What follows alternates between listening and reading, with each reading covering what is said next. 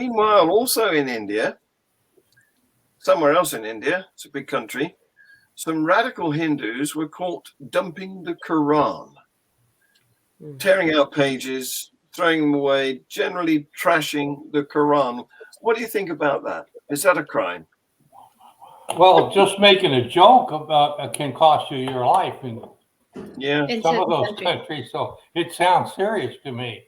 That if you rip out a page of the Quran, my goodness, you get your arms ripped off. I guess I don't know. That just can't be so.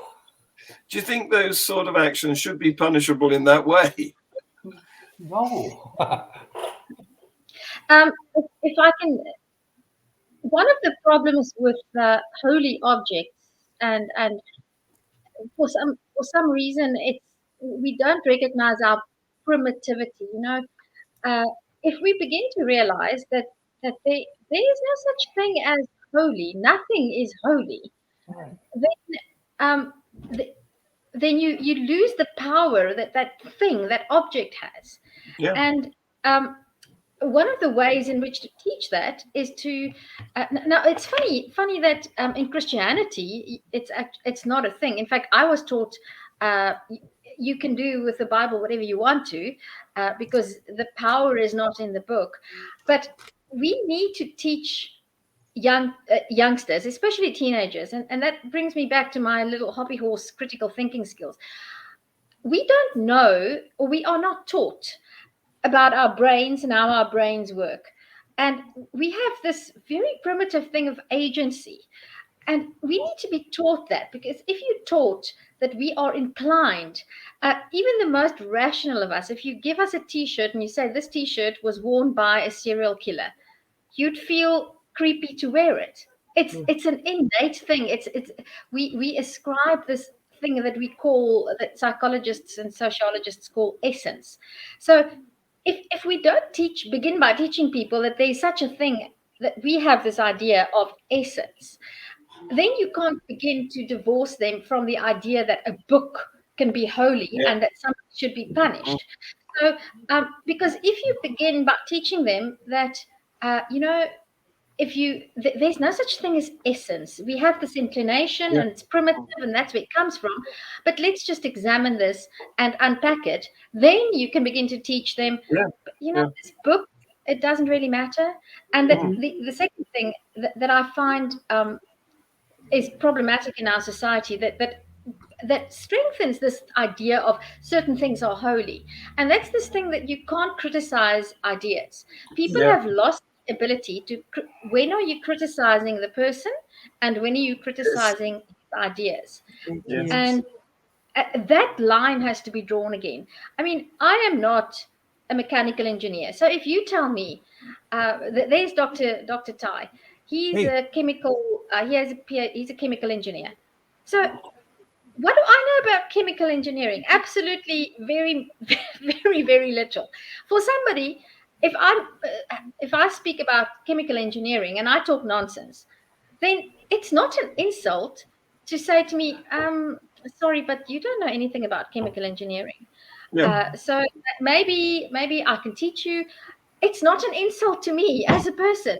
I should accept it. And it's ownership of ideas. It's ownership of ideas that's where people go wrong. The word sacred it's a lot to blame for this. There is no such thing as sacred. That's the sort of word that makes you worship volcanoes. I mean, it's nonsense. Just want to highlight. Yeah, I want to highlight that there's probably a greater message going on here, because the radical Hindus, while they're aware of the sacredness of the Quran to Muslims, aren't doing it because the Quran's sacred. They're doing it because it's sacred to Muslims. They're doing it as a message strictly to make them angry, because they have a very convoluted history that's very dark, and it's an insult to them. And I think the equivalent would be like if a bunch of KKK members found Martin Luther King statues and universally peed on them on a certain day at a certain hour. It's like, no one cares about the statue. Like, it's going to go off with rain, and maybe there'll be a lot of upset black people, but it's really the message that they're trying to send that's the offensive thing here. So why go through the trouble of making that offensive gesture compared to all the brutal history that you guys have had? That's something I can't answer to, though. I'd love to hear what everyone else thinks about that. Can I just veer off topic just a little bit, because this happened just 2 days ago. A 24-year-old girl was killed in Nigeria very brutally by Islamic people. Yes. And she was in college, and they had set up a WhatsApp group. And this WhatsApp group, the Islamic students were putting their Islamic propaganda in the group chat. And she simply requested that they keep the group chat free of all Islamic propaganda and keep it only to assignments, exams, and strictly for what it was set for. And she made a voice note and sent it to the chat, and that voice note was sent around, and people got offended because she was a Christian, and she must have said something that offended their, said something, saying, I think something along the lines of, "Who cares about your prophet?" Something of that nature. And that was all it took. They went in the hostel, grabbed her. It was so brutal and so barbaric. They beat her. Even after she was dead, they were still beating her and burnt her alive. Right. Well, burnt her. Well, she wasn't alive. I think she was dead. I don't really know the details, but she was burnt. She was only 24. And all of this because some people were offended about their prophets. I had to bring this up because right now it's an ongoing thing in Nigeria, and right now it's there's starting to be unrest because 2 people have been arrested, but now the Muslim people are rioting. They're saying, "How dare you? How we are right in killing her." And so all I would say is this conversation just continues. This is a conversation that we need to keep on having because people are losing their lives, young people for that matter. There's another person, Mubarak Bala. He's in jail now, 24 years for blasphemy, and he was an atheist. He was a humanist. It's I just had to bring that in, just. Definitely. Well, it touches. It's 100% the same topic, and Ty, I agree with you. The reason for the Hindus trashing the Quran is to provoke the Muslims, but the solution would be to talk to this idea of sacredness and that objects can have more value than a human being, and because the fact that the Muslims regard the Quran as sacred gives the Hindus a weapon. So if you want to instigate, then it's so easy. You just say certain things. Now that's intentionally. The girl in Nigeria, obviously, she didn't intend to have that type of response. But the main thing is, or the foundation of the idea of sacredness needs to be discussed openly, and that's something that I don't know how one can begin that conversation even, because people don't think about why is an object sacred? What makes an object sacred? And then you come to this thing of essence, and very deeply rooted in human nature, and combine that with violent young men who are, India is a country with millions of poor people. You have discontent, and then you mix that with politics and Prime Minister Modi, or I don't know if he's president or prime minister, and you have a toxic brew ready to set the country alight. Yeah, he's prime minister at the moment. Prime minister, yeah. Yeah. So we don't leave India because elsewhere in Prayagraj in Uttar Pradesh, there was an attempt to have a lesbian couple's marriage recognized And the government of Uttar Pradesh has opposed this, insisting that same-sex marriage is against Indian culture and the Hindu religion. So, more victims. Homosexuals, more victims. More victims. I think it's gay to not like lesbians. I didn't hear. Let lesbians be happy. Like that's like what is the problem? I never really understood. So you might see an asexuality flag back here. So like there's some sex things that I just fundamentally don't understand.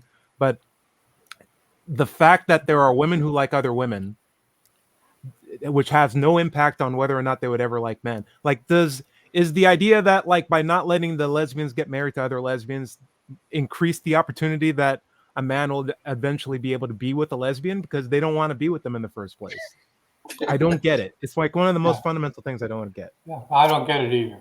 I think I've heard people say that the population of the world, there are more women.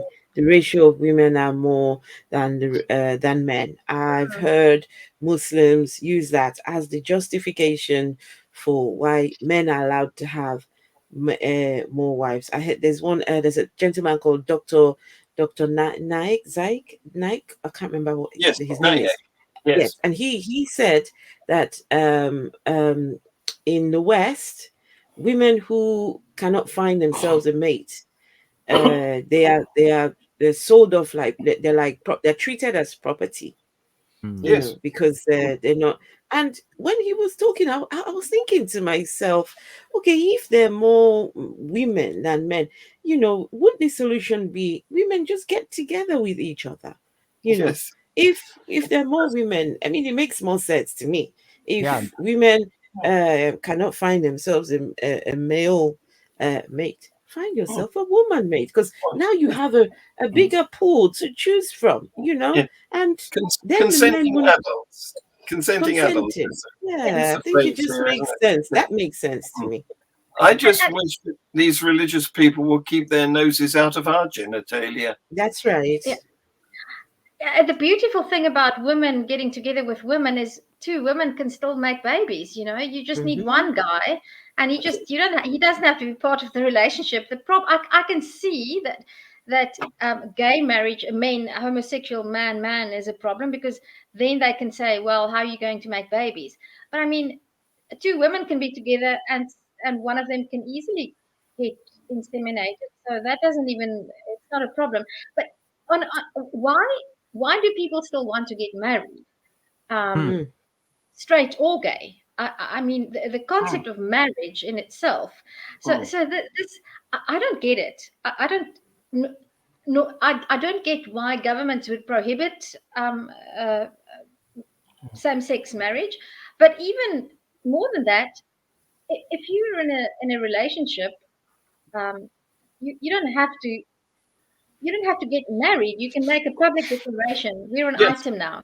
Okay, we're an item, and I mean, even legally, you can set up your will. I mean, if I'm not married, if I die without a will, then I suppose it's a bit of a different issue. But why are people still concerned about getting married? Yes. Yes. Well, I don't know the answer to that either, but people are just not willing to let other consenting people pursue happiness their way. Right. It's a control issue, maybe.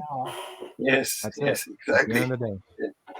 I don't. Yeah. Well, we could spend another hour talking about the reason for marriage, because I've got theories as to how it came about. Anyway, leaving that aside, we've got to go to Israel, I'm afraid, because 2,000 years of disputes are not enough for them. So recently, the Al Jazeera journalist Shireen Abu Akleh was shot dead. This has been all over the news. And she was reporting for Al Jazeera on a raid by Israeli security forces in the occupied West Bank city of Jenin. And while she was reporting there, she was shot. And the two sides have different reports as to how she was shot. Was she shot deliberately in cold blood? That's the story of the Israeli troops who claim that the Palestinians did it. And of course, the Israeli military denied that their forces are responsible. So there's another dispute rumbling on now. Who did that? And we really need. She was wearing the necessary press jacket and a flak jacket and helmet. She was identified as a journalist doing her job, but nonetheless, she was killed. So when it comes to Israel, the only comment that I would like to make is I've posted in the chat. You can maybe share it to the viewers. I saw the program on Curiosity Stream. It ain't necessarily so. It's about Israel and the latest in biblical archaeology, and that program should be spread far and wide, because it's very clear that the whole story of Israel is so much more convoluted than we understand and know. And I think the message should be put out there that the stories we tell are not necessarily true, and that people die because of the stories that are told. And they're fighting over myths. That's it. And we need to tell the right stories. And the right story is always more complicated than we think it is. And that's all I want to say about Israel is watch this series. It ain't necessarily so. It's also available on Amazon. It ain't necessarily so. Yeah. It ain't necessarily so. Yeah. The things that you're liable to read in the Bible. It's actually presented by John McCarthy, who was hostage. He was hostage, yes. And he read the Bible through twice while he was in the time he was kept hostage, and now he's made this series. And Israel is the one thing we need to talk about, and especially within the context of the United States, because is it a TV series? Yes, it's a series. It's non-fiction, so it's a documentary. I see that it's on Amazon. I'm watching it on Curiosity Stream. Okay, thanks for that. We'll put that in the details underneath this video. But I would like to make a very brief comment on the NSS and Ofsted, the illegal schools. Yes, good. Because I'm an educator. Yes, indeed. And that's a UK issue, because we don't often get many UK items in the news like this. So let's focus down on that one. The item here is the UK National Secular Society and Atheism UK have welcomed a bill granting new powers to inspectors to tackle illegal schools. Now, as you may know, we had the Queen's speech at the opening of Parliament ceremony last week, and that's when a load of bills are announced that the government's going to push through, hope to get into acts so that they are items of legality. And one of these bills was to give the education watchdog, which we call Ofsted, greater powers to crack down on unregistered schools that are operating illegally. These are mostly Jewish schools. That's interesting. They're in Western London. They occupy old, large buildings that probably they're the size of a hotel, small hotel, but they were built in Victorian times as a large family home, and they operate in secret. Cars drive up, drop off kids go into the building. They're there for 12 hours at a session, and they're taught Jewish stuff and very little else. Is this in addition to public education or in lieu of public education? In lieu of. It's illegal.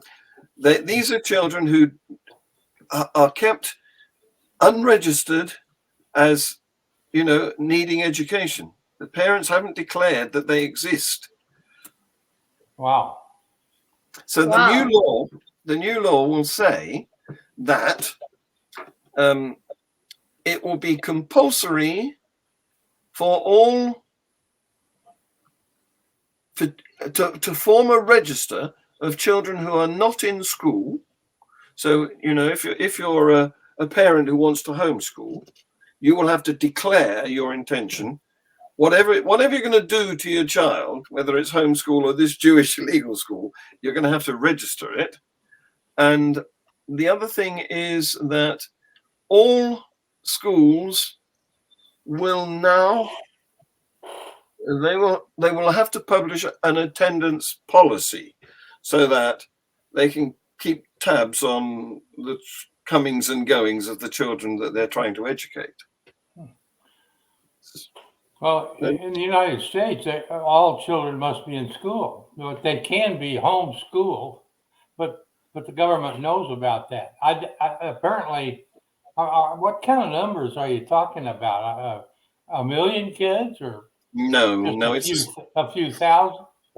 Yeah, it's probably a small number of thousands, maybe even as small as hundreds. But it's these are kids who have slipped through the net.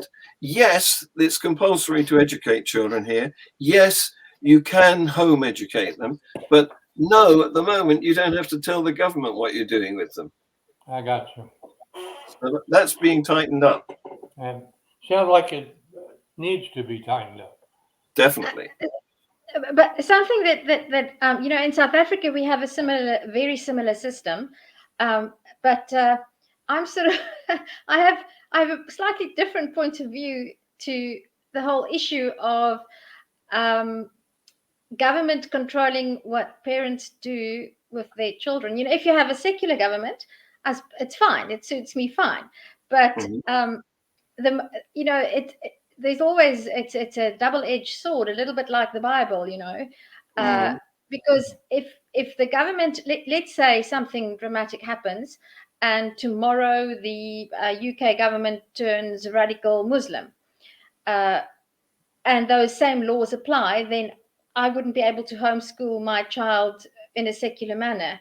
So look, the principle should be: are those children getting an education? Yes. Do they learn to read? Do they learn to write? Because something else that I'm not very clued up, but how is the growth of Christian schools, independent Christian schools in the UK? Because to me, that would be more of a worry. It is. This more of a worry, because that probably touches upon mainly more children than the who slip through the net. And so now, so in my opinion, that I would rather focus. Sorry, there's a mosquito. It's supposed to be winter, but there's still mosquitoes flying around. Climate change. If I were in government, I'd be more concerned about legal Christian schools that teach creationism, for example. Well, you've touched a nerve there, because Tony Blair, the historic PM, Tony Blair, introduced a new form of school called an academy, and the rules are different for academies. You don't have to follow the regulations of the local education authority.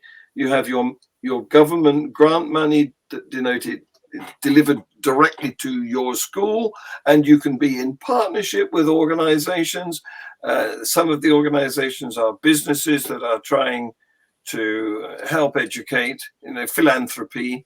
But some of these organizations that you can partner are religious organizations. So I'm afraid Tony Blair was a closet religious person during his prime ministership. Soon as he'd left office, he announced that he was converting to Roman Catholicism. Yep. That was a surprise to us. We probably wouldn't have voted for him if we'd known before, but he sort of opened the door to permit faith schools, which had almost died out in this country, to come back in.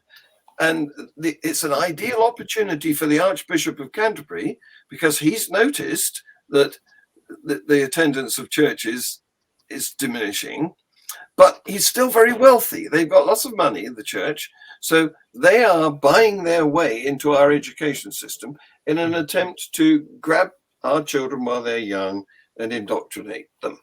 So that's a very tender nerve that you have touched on there. And we're all against, including the NSS, we're all against faith schools. But unfortunately, getting the government to act on the way we want is the difficult thing. Yeah. So Frank, I think in the United States, it's so difficult because it's actually 52 countries in one, because the laws vary. Well, that's my understanding, that it varies widely from state to state. And in South Africa, and that's what, when I read that, when I saw that clip, it immediately struck a nerve with me, because when I took my son out of school in South Africa, I had to register him as well as a homeschooler, which makes perfect sense, because you can't just let kids roam. But the funny thing is, to this day, and I've been homeschooling him for 2 years now, nobody has been to my home to make sure that there's any schooling happening with my sometimes these laws, it takes so much resource. And they can be manipulated, can't they? And they can be manipulated. So that's why I said it's the thing about where does a parent's rights begin and end, and the trouble is, if it can cut both ways. If it's a secular government and they have policies in place that want to ensure that kids get a good, solid, scientifically based education, that works fine. Yeah. But the Taliban, if you have the Taliban in control, then they'll have, all schools will be faith schools, and I will probably be forced to put my child in that school. I probably won't be allowed to homeschool my son. Unless your child's a girl, of course, when you'll be forced not to put your child. Not to put them in school. Yes, absolutely. So when it comes to education, once again, it comes back to, if you educate the mother, education in some ways, you have more control. But how much should a government control what a parent parent teaches his child? That's a tricky issue. To be fair to our government, we're not trying to get governmental control of every child. What we're trying to do is get them registered so that we know that they are getting educated. Yes. No, and that's fair, and that should happen, and that is the government's responsibility, because not all parents take that responsibility. So I'm with you on that. But still, we still allow parents to educate their child as they wish. We just want to know that it's happening. That it's actually happening. Yeah. Yes. Yeah. So there's another couple of bills that should have been in the Queen's speech that weren't, because sometimes these bills don't get enough support by the government to get put on the menu, the schedule. And one of those, unfortunately, was the Education Assemblies Bill, which would have ended compulsory religious worship in schools. And it's not going to be discussed now. What do you mean? What do you mean compulsory religious worship? Yes. Do you have that in England or in Great Britain? We have a lot. Yes, we have a lot of leftover legislation from pre-Victorian days. One of which is, actually, this isn't pre-Victorian. This is from the 1943 Education Act, which specified, because back then, of course, we were a much more Anglican controlled country, and it specified that children should have a daily act of worship in school, communal act of worship in school of a broadly Christian nature, unless the school is declared to be some other faith, like Jewish, for example. And that law hasn't been repealed. So wow. I had no idea. It's widely, Nor did I. It's widely ignored. Hardly any schools obey it, and they get away with that for various reasons. Many schools don't have a room big enough to have a communal worship, as there's 2,000 children at the school and the gymnasium won't contain them all, you know. So some schools sort of devolve into smaller groups of houses or classes and try and worship there, but a majority of schools don't have any daily act of worship of a communal nature at all. So it's ignored, but it's still technically on the statute book. And if they wanted to, if, as you say, if the Taliban took control, they could enforce it. Yeah. Well, you have it better than we in South Africa, because just this on Thursday night, I had a long conversation with a chap called Michael Swain, who is the chairperson of an organization in South Africa called the Freedom of Religion South Africa, and they claim they claim to be neutral and to fight for the freedom of religion of people in South Africa. But the issue at hand is in 2017, there was a law. Well, there wasn't a law. There was a court case about the manner in which religious observances are practiced in South African schools. So the law stipulated, or the court judgment stipulated that no public school, so a public school is a school run by the government, so it's not privately owned or funded. So it's funded by the government. No school like that is allowed to brand itself as a school with a Christian ethos, and they're not allowed to promote any one religion, be Christian or otherwise. But there's a court judgment that says that schools aren't allowed to indulge in religious instruction.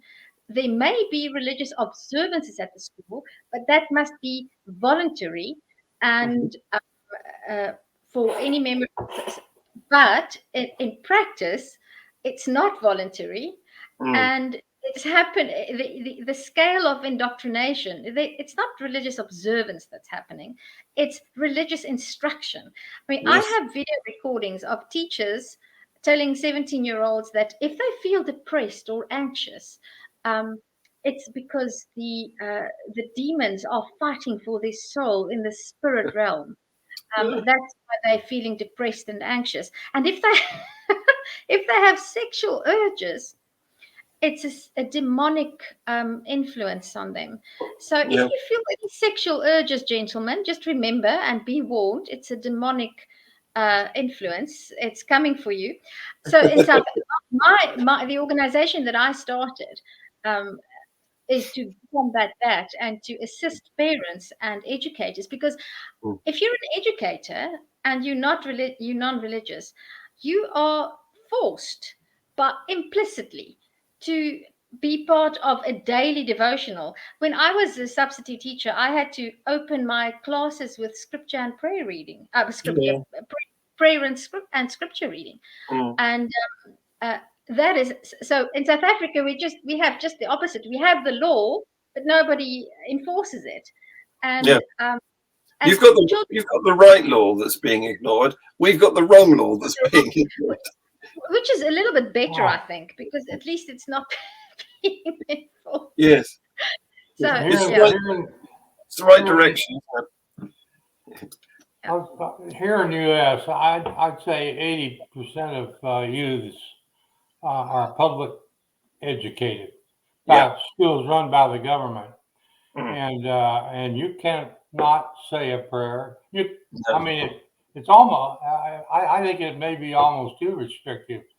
But the truth is, an individual student could, on his lunch break or in between class, read a Bible in public schools, it wouldn't be a big deal.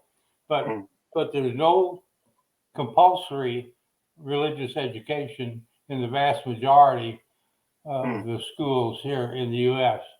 Even the Catholic schools, you can send your children to a Catholic school, and they do receive some religious studies in there. But they are also covering everything that the public schools, that the government says the public schools must teach. And in fact, our Catholic schools don't turn out any young Earth creationists. All Catholic schools teach evolution and ancient deep history. And I can't imagine. I mean, I just assumed it was that way in Great Britain, and South Africa. Well, is it even close to that? I mean, the majority of our kids are educated without religious tack on. The trouble in South Africa is that we are a very religious country, and we have a few organizations. The one is called FEDSAS, and it's the Federation of School Governing Bodies, and the other one is one of the biggest trade unions, and they have a great deal of power and a great deal of influence. They hark back to the old apartheid days, and they prescribe to what we used to call back then African nationalist education, Christian national education. That's the system we used to have until 1994. Christian national education. That's the system that I was educated in. And funny enough, despite all the political changes, and despite the ANC being in charge now for more than 30 years, or almost 30 years, those organizations still have a lot of influence because they have the money. So, and they actually encourage educators to not teach evolution. So what they now say is, if you're a Christian and you're a young Earth creationist and you teach biology, then the government cannot force you to teach evolution in your class, because that would infringe on your right to religious freedom. And so that means that you have, and it actually happened to my kids in the school that they were in. The teacher said, listen, I know there's a chapter about evolution in your textbook, and you will be tested on that in the final exam at the year end, the external exam, but study it on your own, and there will be a question on that, so make sure that you know it. But I'm not going to teach one question because I'm a Christian, and I don't accept evolution. And this trade union Solidarity, they've actually been to the United States, and they were in Holland just now, and they were in the UK last week as well, to have talks with the government, because they want to push this message that white people, that there's a genocide of white people in South Africa. Now there are what we call farm murders, where predominantly white farmers are attacked on their farms, so yeah, there is, but it's definitely not genocide. If you look at the murder rate and you look at the population, more black people are still murdered on a yearly basis than white people. Even if you look at the pro rate, that we're only 10%. So this trade union pushes this message that white people and Christianity is under attack, and that the ANC government wants to take religion out of schools, and they protect educators who don't want to teach evolution. Or they're supposed to, in one of the classes, it's called life orientation, they're supposed to teach about religions. So it's religious education, where you teach about the different religions. And educators can refuse to do that. They can just say, no, I'm not doing that. I'm not teaching about Hinduism and Buddhism and about the Quran and Allah, because I'm a Christian. Yes. I only teach about Christianity, so I refuse to. And then you can't do anything about that because no, it's just religious tribalism rearing its ugly head again, isn't it? Yeah, so, guys. So that's what happens in South Africa. But yeah, we've all got our own different problems with relation to religion and people in religion trying to impose their control over us, including to the exclusion of science. I mean, it's bonkers. But guys, you've been wonderful. Thank you very much for being on this show. Thanks for putting up with us. Well, I look forward to speaking to you again next week, if you can make it. Thank you, Frank. Thank you, Good John. seeing you guys. So look forward to next week then. Great. Thanks, Hang in Tessie. there. Bye. Bye-bye.